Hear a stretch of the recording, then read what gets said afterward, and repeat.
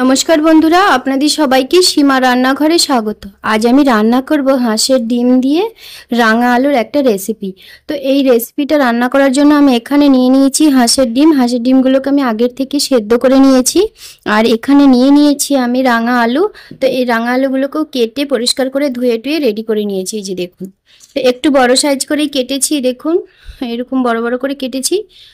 তো চলুন প্রথমে ডিমগুলোকে একটু ছাড়িয়ে নিই।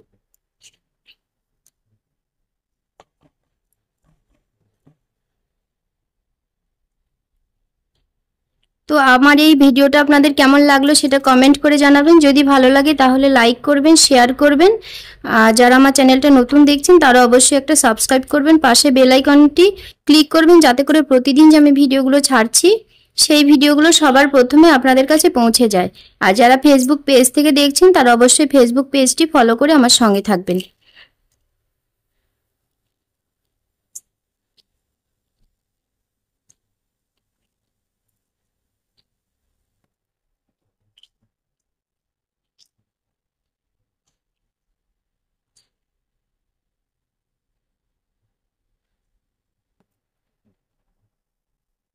তো দেখুন ডিমগুলো আমি ছাড়িয়ে নিয়েছি, একটা ছাড়িয়েছি, বাকিগুলো আমি ছাড়িয়ে আপনাদের আবার দেখাবো।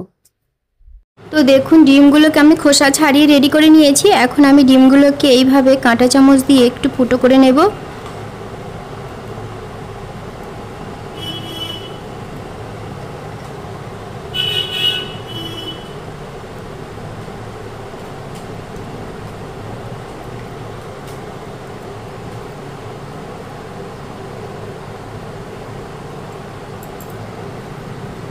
ডিমগুলোকে আমি ফুটো করে নেওয়া হয়ে গেছে।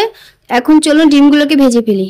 দেখুন ডিমগুলো ভাজার জন্য আমি উনুনে একটা কড়াই বসিয়ে দিয়েছি। আর কড়াইয়ের মধ্যে আমার আগের থেকে তেল ছিল, সেই তেলটাকে গরম করে নিয়েছি। তো তেলটা গরম হয়ে গেছে, এর মধ্যে আমি দিয়ে দেব ডিমগুলোকে।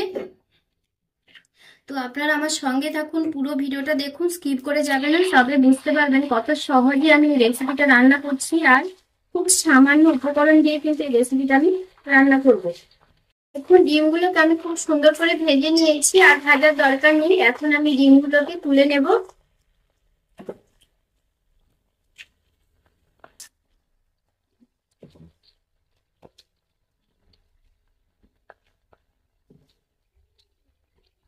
এই যে তুলে নিয়েছি ডিমগুলোকে ভেজে। এখন এই তেলের মধ্যেই আমি দিয়ে দেব ফোড়ন। এর মধ্যে আমি ফোড়নটা দিয়ে দিচ্ছি ছোট একটা তেজপাতা, দুটো দারচিনির স্টিক, দুটো এলাচ, আর একটুখানি গোটা জিরে।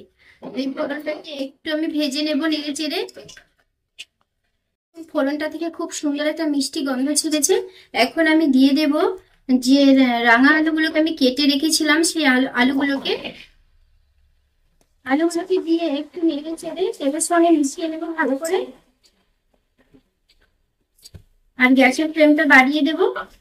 এর মধ্যে দিয়ে দেব একটা মাঝারি সাইজের টমেটো, আর দু চিনি করার মতো রসুন, দিয়ে দেব নুন,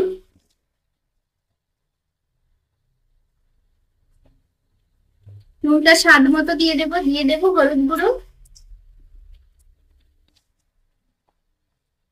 আর দিয়ে দেব লঙ্কা গুঁড়ো। তো লঙ্কার গুঁড়োটা একটু বেশি দিতে হবে, ঝাল ঝাল হলে তবে এই রেসিপিটা ভালো লাগবে খেতে, কারণ আলুটা তো মিষ্টি আলু, সেই জন্য লঙ্কার গুঁড়োটা একটু বেশি দিতে হবে। ঝাল ঝাল যদি হয় তাহলে কিন্তু রেসিপিটা খেতে ভীষণ ভালো লাগবে। দিয়ে দেবো সামান্য একটু জিরের গুঁড়ো। জিরের গুঁড়োটা খুব বেশি দেওয়া যাবে না, অল্প পরিমাণে দিতে হবে। দিয়ে দেবো ছোট্ট পরিমাণে একটা পেঁয়াজ, পেঁয়াজটাকে কেটে পাতলা পাতলা করে কেটেছি আমি। এই পেঁয়াজটাকে দিয়ে দেব, দিয়ে আলুর সঙ্গে খুব ভালো করে কষিয়ে নেব। আর গ্যাসের ফ্লেমটা এখন আমি কমিয়ে কমিয়ে আলুটাকে কষাতে হবে। দেখুন আমি আলুটাকে একটু কষিয়ে নিয়েছি। এখন আমি দিয়ে দেব অল্প সামান্য জল, খুব বেশি জল দেব না, অল্প সামান্য জল দিয়ে আমি গ্যাসের ফ্লেমটা হাই করে ঢাকা চাপা দিয়ে দেব, যাতে করে আলুটা খুব সুন্দরভাবে সেদ্ধ হয়ে যায়।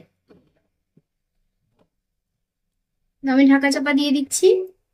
চলুন দেখি আলুটা কতটা সেদ্ধ হয়েছে। দেখুন, যে জলটা আমি দিয়েছিলাম জলটা কিন্তু অনেকটা টেনে গেছে।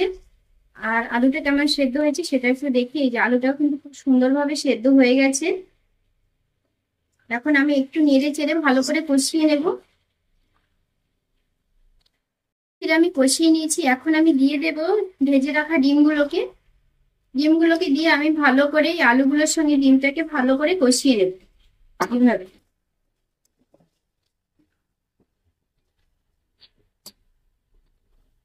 খুব সুন্দর করে কষিয়ে নিয়েছি আমি। এখন আমি দিয়ে দেবো ঝোলের জন্য জল।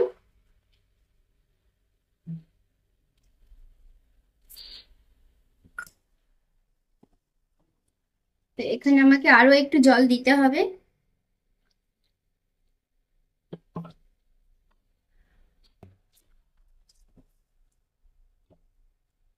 তো জল দেওয়া হয়ে গেছে, এখন আমি ঢাকা চাপা দিয়ে দেবো। গ্যাসের ফ্লেমটা মিডিয়াম করে দেবো, দিয়ে 10 মিনিট আমি এইভাবে রান্না করব।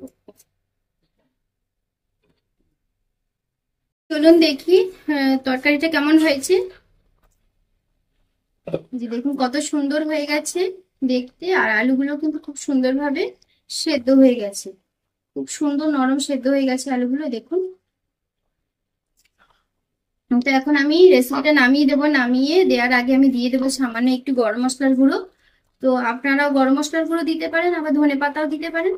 দুটোর মধ্যে যে কোনো একটা দিলেই কিন্তু ভালো লাগবে খেতে। হাঁসের ডিম তো এমনিতেই খেতে টেস্টি হয়, আবার রাঙা আলু দিয়ে যদি রান্না হয় তাহলে তো কোনো কথাই নেই। তো আমার এই রেসিপি কেমন লাগলো সেটা কিন্তু অবশ্যই কমেন্ট করে জানাবেন। যদি ভালো লাগে তাহলে লাইক শেয়ার করে দেবেন। তো আপনারা সবাই ভালো থাকবেন, সুস্থ থাকবেন, সবাইকে টাটা।